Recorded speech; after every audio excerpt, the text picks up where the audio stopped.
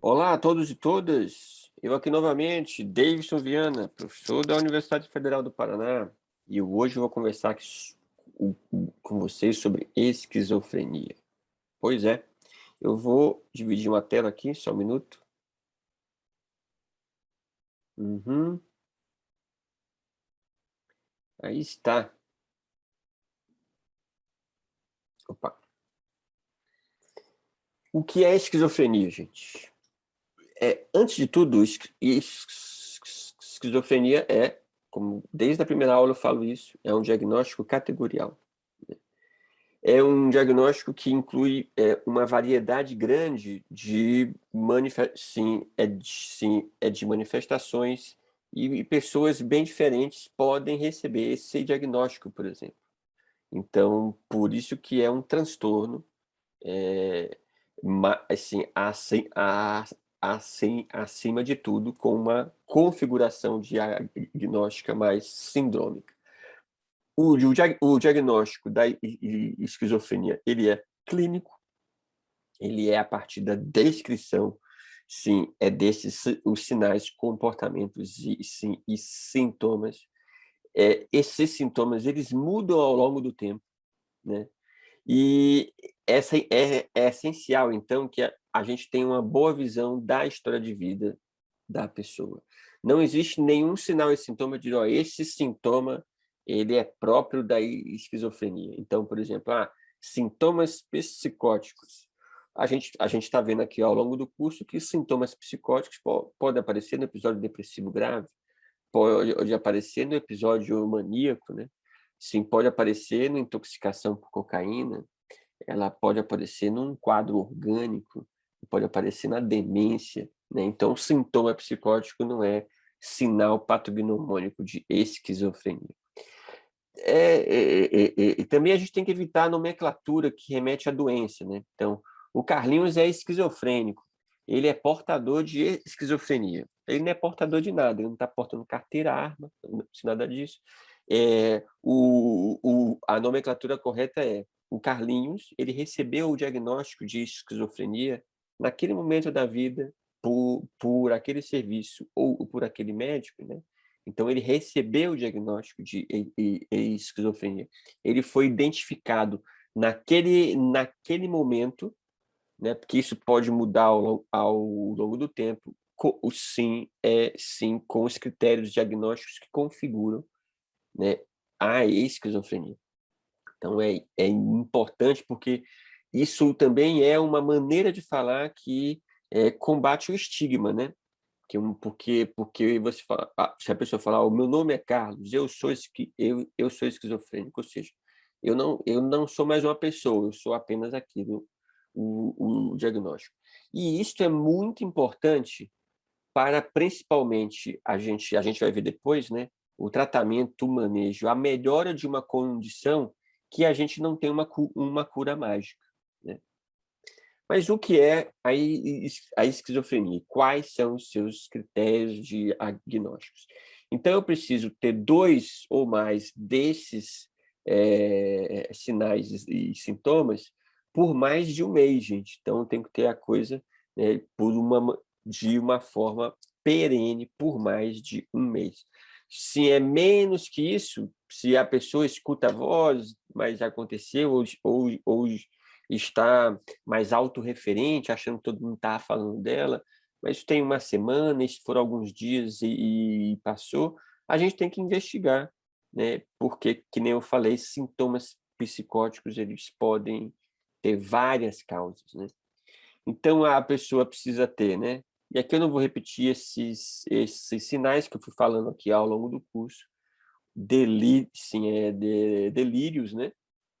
A atividade delirante, ela precisa ter alucinações visuais, auditivas, ela precisa ter um discurso desorganizado, né? Então, um discurso que às vezes não faz sentido, né? Com uma salada assim, de palavras, muitas vezes, ou sim, ou mesmo sim, é basicamente com uma linha de raciocínio que é inverossímil. eu posso até ter um comportamento grosseiramente desorganizado, isso até em casos sim, mais graves, ou um comportamento que a gente chama de catatônico, né? A catatonia é um negativismo extremo, então a pessoa fica paralisada, ela não responde nem a comandos verbais, você levanta o braço dela, o braço sem o braço fica. Por que a pessoa fica assim? Ninguém sabe, mas há muitas teorias. Às vezes o grau de desorganização do comportamento ele é tão intenso que a pessoa não consegue coordenar nem mais as funções mentais mais básicas, né? E eu posso ter sintomas negativos, né? Que é a expressão emocional evoluída, falta de vontade, sim, de fazer as coisas. Então, isso tudo precisa ter mais de um mês. A gente categoriza sempre os sintomas positivos e negativos, né? Então, os sintomas positivos é essa atividade delirante extrema, as alucinações, agitação psicomotora, uma desorganização acompanhada de agitação. E a gente tem esse conjunto aqui de que os psiquiatras costumam chamar de sintomas negativos, né? Que é o isolamento, que é o negativismo, que é assim, a catatonia ou a desorganização do comportamento que exacerba esta falta de vontade ou falta de capacidade de se relacionar com os outros, né? Além disso, né, importante, eu preciso ter prejuízos funcionais. Sim, e eu preciso excluir outros diagnósticos. Este prejuízo funcional é importante porque muitas vezes existem pessoas excêntricas, exóticas, com crenças diversas da nossa, falando que escuta vozes, mas estes sintomas não prejudicam a vida dela tanto assim, né? Então a gente tem que olhar muito com calma para não chamar todo sintoma que saia do que a gente considera normal de, isso é um sintoma que precisa ser corrigido. Então a gente tem que, além de listar, observar, aguardar para dar o diagnóstico, né? E não dar o diagnóstico iniciar a primeira consulta, de fazer diagnóstico diferencial, né? Porque assim como a depressão, né? Aquilo que eu falei para vocês é um diagnóstico de exclusão que a gente tem que excluir ou sim outras causas orgânicas.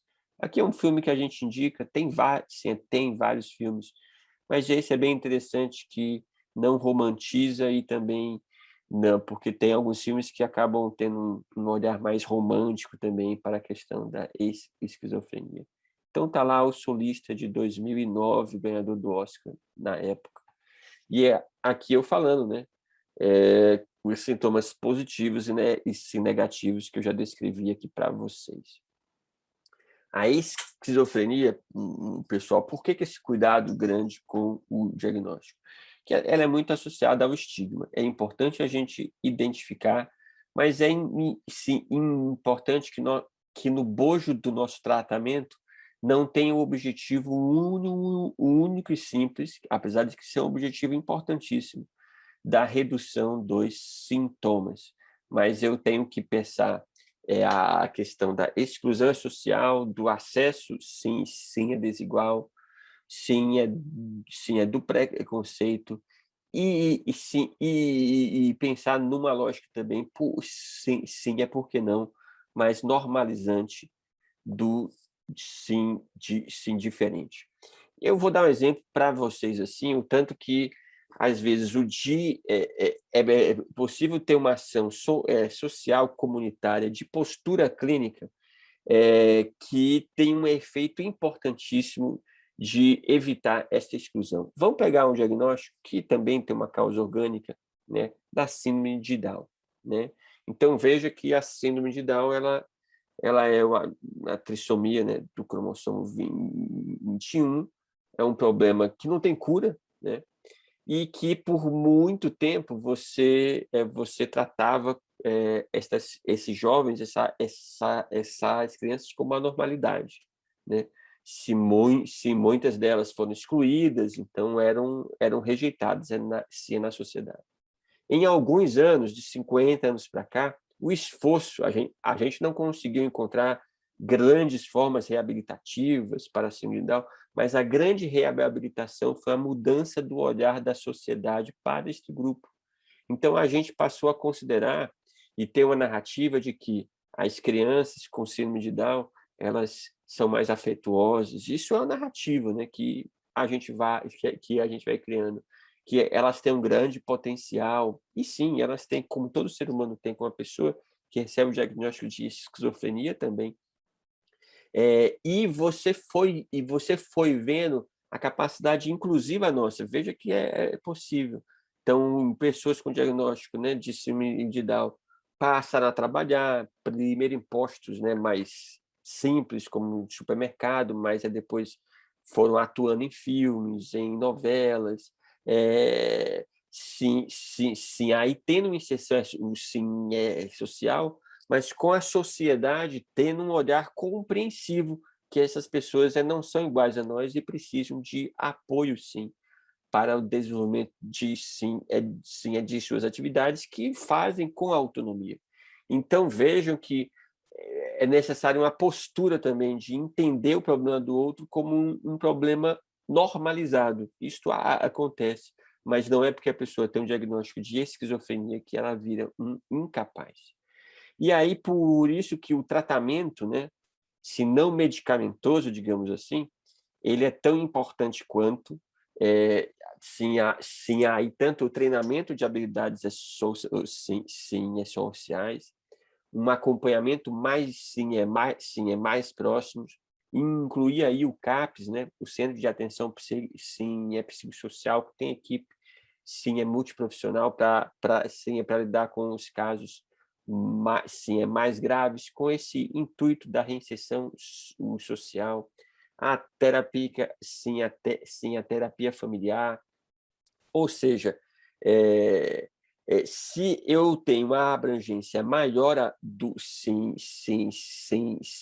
que a redução dos sintomas em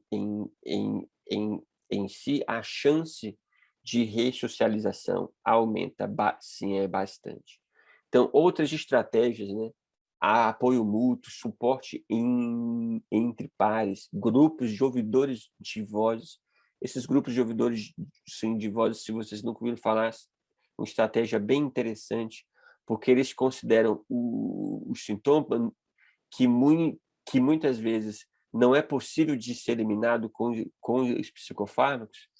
Esse é um ponto importante. Os antipsicóticos, assim como os antidepressivos, eles não são 100% eficazes. Eles ajudam muito a reduzir os sintomas psicóticos, a reduzir as alucinações auditivas, mas eles têm uma eficácia também próxima a 60% a 70%. Então, existe uma boa parte das pessoas que tem essa experiência, que não consideram essa experiência boa, que querem reduzir essa experiência, mas os antipsicóticos não possuem efeito, porque o efeito também é limitado. E aí, no caso, só para trazer o exemplo do grupo de ouvidores de voz, é uma estratégia que trabalha, por exemplo, para eu identificar outras estratégias de eu lidar com essas vozes. Olha, quando eu fico nervoso, a voz aparece, ou ouvindo música, isso me acalma. Eu começo a identificar que esta voz não manda em mim, mas sim que o corpo é meu. Então, assim, claro que não é sim, eu estou simplificando aqui o percurso dentro de uma modalidade dessa, mas eu estou falando que é possível também eu ter uma abordagem em que eu trabalhe outras formas de manejar, inclusive fatores estressores que pioram os sintomas psicóticos. A própria terapia ocupacional, com suporte no trabalho, espaços de convivência, estratégias de geração de renda para que muitas vezes a pessoa com diagnóstico de esquizofrenia, ela não vai voltar a ser exatamente a pessoa que era antes, mas ela pode reencontrar um caminho diferente de ter uma autoestima e de ressignificar o seu eu, né?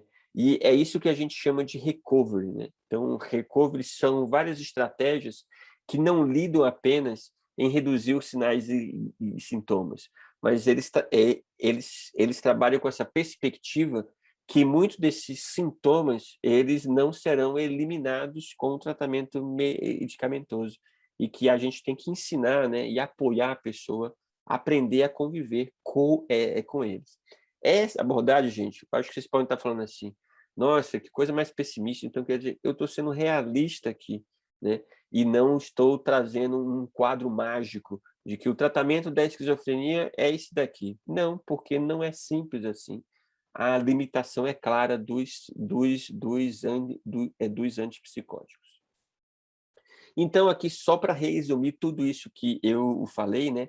Essas estratégias, sim, do recovery, elas trabalham com a ressignificação das experiências, sim, é da pessoa, sem trabalhar as expectativas, fortalecer a espiritualidade, ter objetivos realistas com a pessoa, mas, ao mesmo tempo, fomentar a esperança, né? Sim, manter os sonhos, inspirar testemunhos, a pessoa contar a sua história, sim, é como parte sendo processo de recuperação, reconstruir senso de identidade, fortalecer sim, a rede de apoio, identificar estratégias comunitárias que podem ser pontos de apoio para essa pessoa e focar em novas potências para a vida. Mas os antipsicóticos eles têm um efeito mais que reconhecido, né? Eu indico que vocês vejam a aula específica sobre antipsicóticos, né?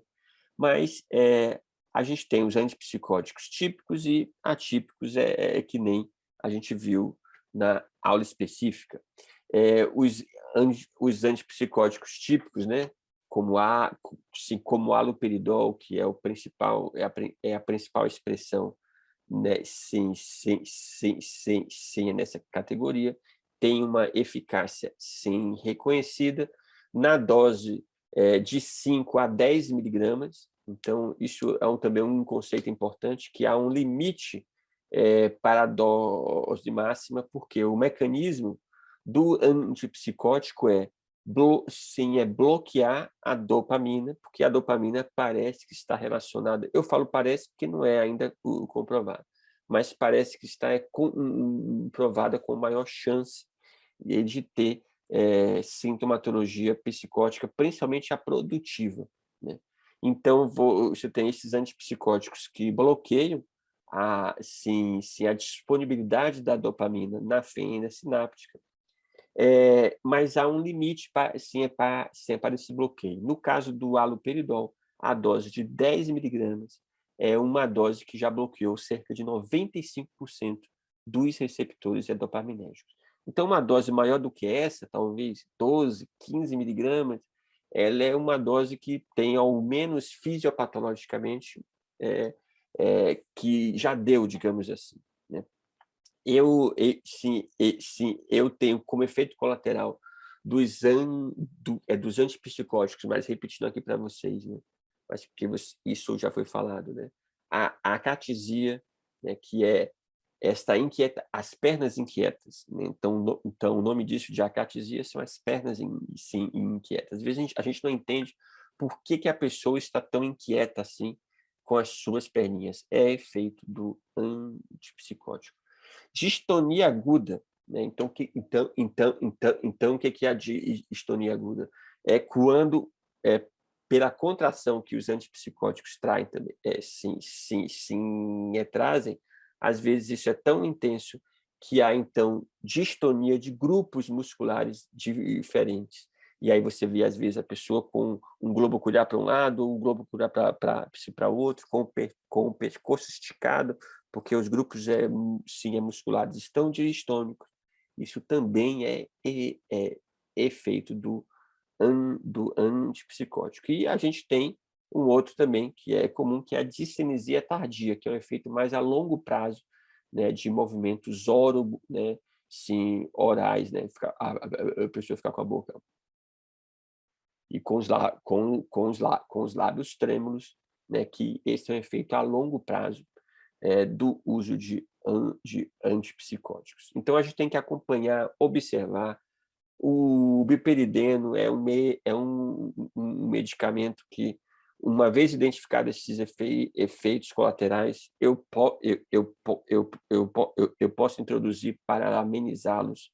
Eu também posso prescrever o biperideno, né? Principalmente a forma injetável, para tirar esses efeitos colaterais, principalmente quando eles são agudos. Então, no caso da diastonia aguda, eu administrar biperideno injetável tem um efeito imediato, mas isso não justifica que eu use o biperideno como uma droga de prevenção. Então já vou introduzir aldol e biperideno junto. Não faz sentido, porque a presença de efeitos colaterais ela é alta, ela é em 25% dos casos, isso é bem alto, mas não é em 100%. E a gente tem os atípicos, né? Os de segunda geração, digamos assim, né? Que a gente tem a risperidona, a olanzapina, a quetiapina, a clozapina, que também tem efeitos extrapiramidais, gente, com exceção da clozapina, mas os outros também têm efeitos extrapiramidais, mas em menor, sim, a porcentagem. Enquanto o haloperidol está lá entre 20% a 25%, aqui é entre 8% a 10%, mas ainda assim eu tenho um número grande de pessoas que têm esses efeitos colaterais. Um outro efeito colateral que a gente precisa acompanhar muito de perto, né? No uso dos antipsicóticos, no caso dos atípicos, o potencial diabetogênico e também a obesidade, o ganho de peso, né? Então, alguns países, inclusive, criam programas. A pessoa começou a tomar olanzapina, o quetiapina, então a gente tem que controlar o peso dela, começar a pesar e ver se há ganho de peso ou não, né? A risperidona e aí todos os atípicos também tem uma faixa aí tanto para a dose inicial quanto a dose máxima. Então, no caso da risperidona, é de 2 a 6 miligramas, olanzapina é de 10 a 20, né? E aí vai. Então, é isso, gente. O importante sim, eu tenho que tratar. Os antipsicóticos são sintomáticos, então eu tenho que avaliar o seu efeito de acordo com a redução ou não, sim, dos sintomas. Isso tem que ser compartilhado com a decisão de cada o usuário, né? Porque querendo ou não, os efeitos colaterais, se a gente não explica eles antes, sim, a presença deles, porque como vocês viram, eles são muito intensos. Eles facilitam a descontinuação, sim, do tratamento. Ok? Então, obrigado por nos assistir e até a próxima aula.